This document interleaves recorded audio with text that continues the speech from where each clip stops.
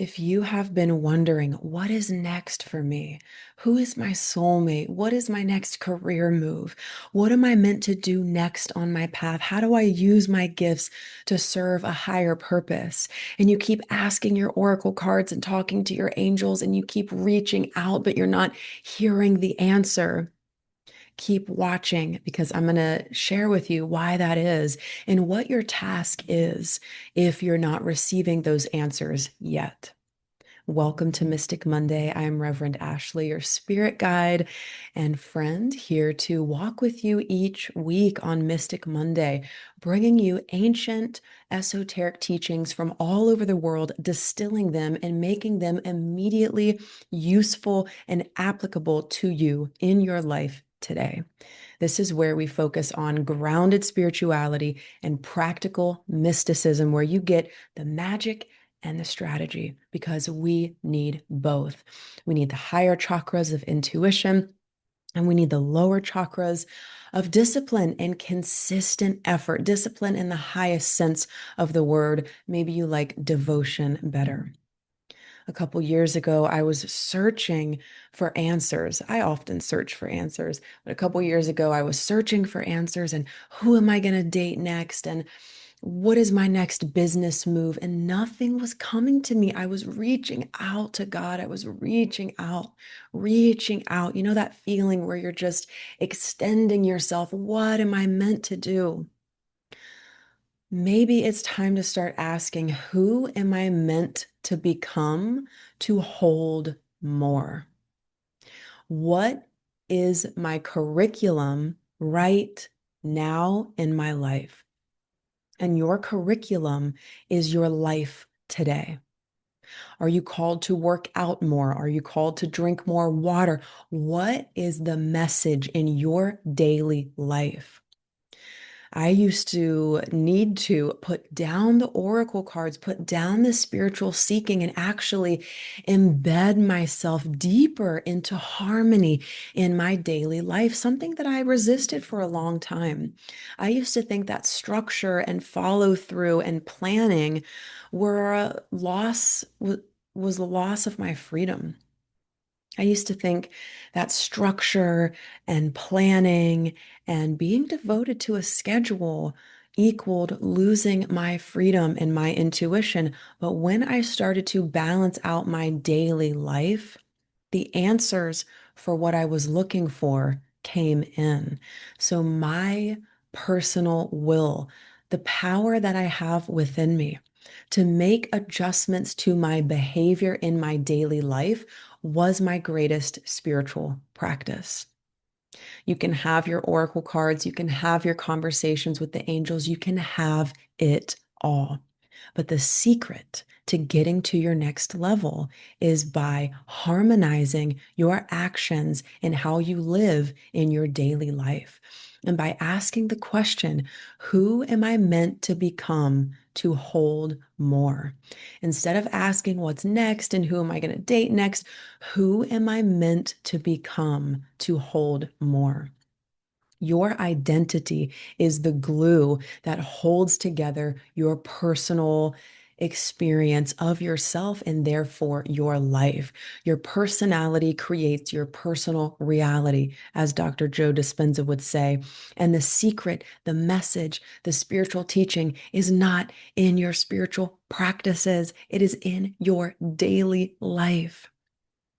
And when we talk about the feminine principle, we talk about descending into the realness and the temporal reality that is our daily life. We've been programmed. Let me know if you haven't been programmed, but I've been programmed to think that spirituality is up here, that we are meant to transcend and let go of the material things and let go of our desires and transcend the regular mundane reality. And this is why I'm obsessed with Buddhism, because Buddhism, especially Zen Buddhism, teaches your greatest awakening happens when you're doing the dishes.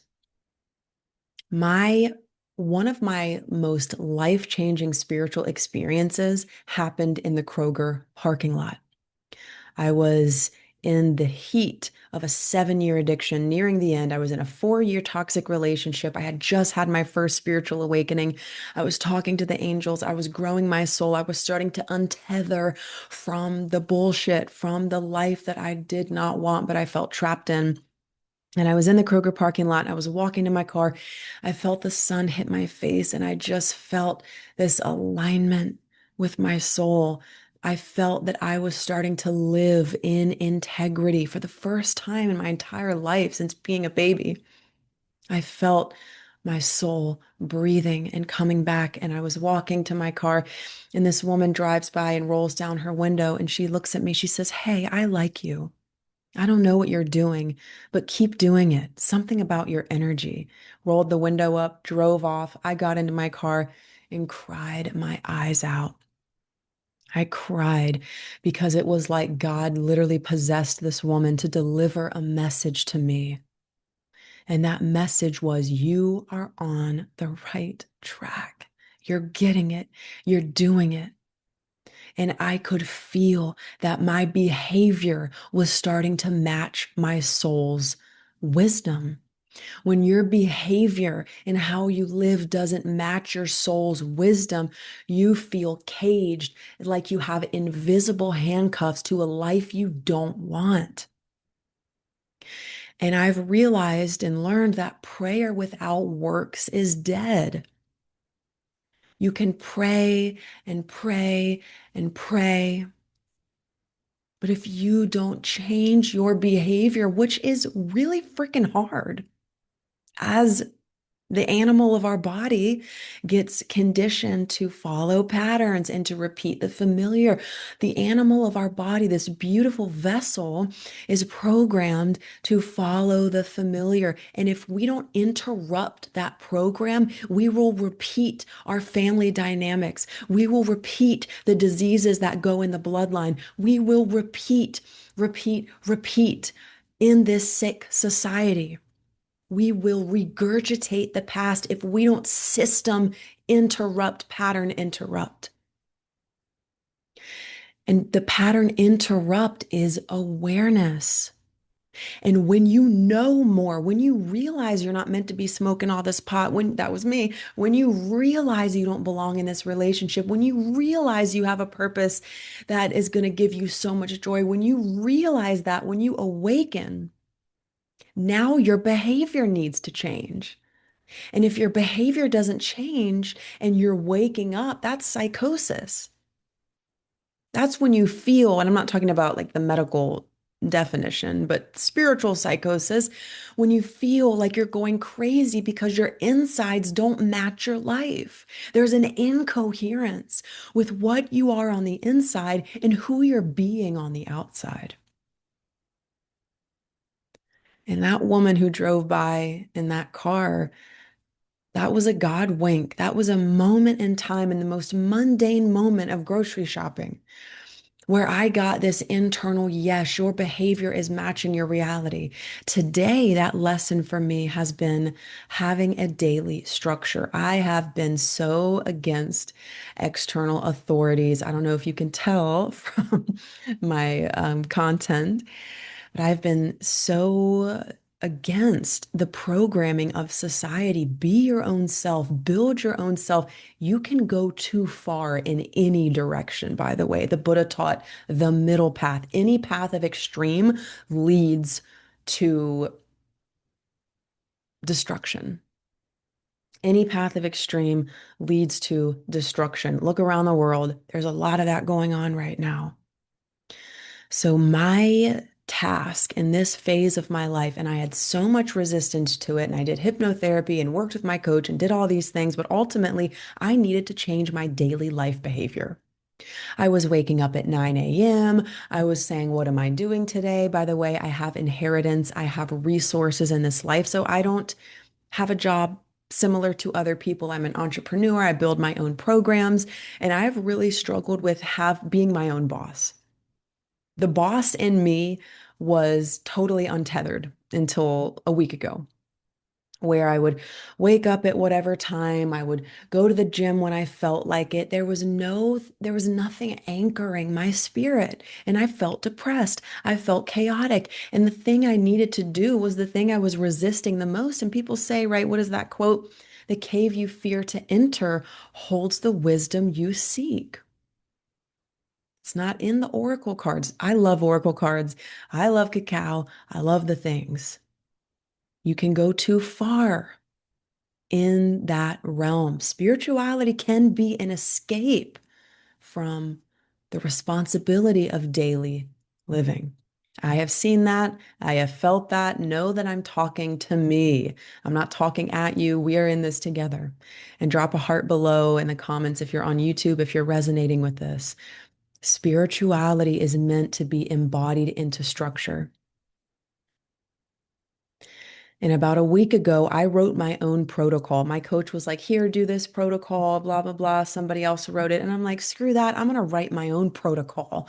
And I use Chinese medicine and I wake up before 7:30 and I eat breakfast before 9 a.m. And then I go on a bike ride and I have a structure. I finally feel held. And me changing my behavior was the key to unlock the change I was looking for. In other words, I got off the meditation cushion and I faced the discomfort of change and what I had control over. I went to the gym today and I pushed through a workout. I got a personal trainer twice a week because I was done going to the gym when I felt like it, because I wouldn't go. I'd go like once every 3 weeks when I felt like it.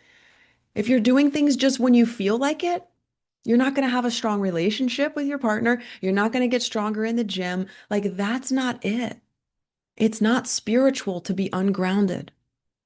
It's not spiritual to deny structure. And structure, as much as I resisted it, I wanted it. And I probably resisted it because change is uncomfortable. When you make a change in the physical world, building a house, people sweat. They grunt and it's hard and they might stub their toe. Creating change in the physical world requires pushing. And once you get into the flow of it, like say, I'm planning on keeping this up moving forward, it's going to come with more ease. But at first, when you're starting something, there's a push and then it flows. So this is a pattern interrupt. Joe Dispenza calls it crossing the river of change. And it's uncomfortable.